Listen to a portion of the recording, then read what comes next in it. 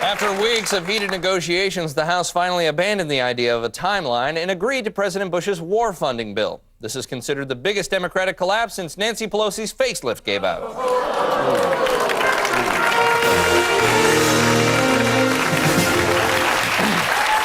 In tonight's feature story, former President Jimmy Carter has come under fire for saying that the Bush administration has been, quote, the worst in history. Here with us now to discuss the matter is presidential historian Stephen Kearns. Stephen, welcome to the show. Thank you for having me. Stephen, now, with regard to former President Carter criticizing our current commander-in-chief, President Bush's defenders point to the fact that Jimmy Carter's presidency wasn't exactly considered a success. Yes, I've heard that criticism, right. But I think those people are missing the point. And that would be? The point is, Jimmy Carter's 27 years of service to this country as ex-president. I'd argue Jimmy Carter is one of the greatest ex-presidents in U.S. history. I take it you're referring to his charity work. Well, not just that, Jennifer. I mean, think about it. Back in 1981, within minutes of Jimmy Carter becoming ex-president, the American hostages in Iran who had been held for 400 days were on their way home. Suddenly, under ex-President Carter. Not bad for the first 10 minutes of his ex-presidency, huh? But the Iranians, they wanted to humiliate Carter, and that's why they waited until just after he left office to release the hostages. Exactly. By becoming ex-president, Jimmy Carter, in effect, rescued those hostages. He was a hero. Okay. Hey, before Jimmy Carter became ex-president, this country had a double-digit misery index. We were turning down our thermostats and putting on sweaters. By becoming ex-president, Jimmy Carter turned all that around.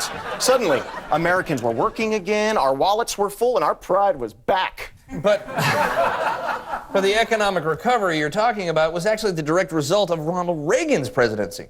Technically. But who put Ronald Reagan in the White House? Jimmy Carter did. By losing, though. His loss to Ronald Reagan in the 1980 presidential election was one of the great unselfish acts in the history of American statesmanship. You know what? It sounds to me that you're trying to give Jimmy Carter credit for things that President Reagan actually did. Well, you can't rewrite history, Kurt. Under ex-President Jimmy Carter, our economy boomed, our military was rebuilt, and oh yeah, by the way, we won that little skirmish known as the Cold War.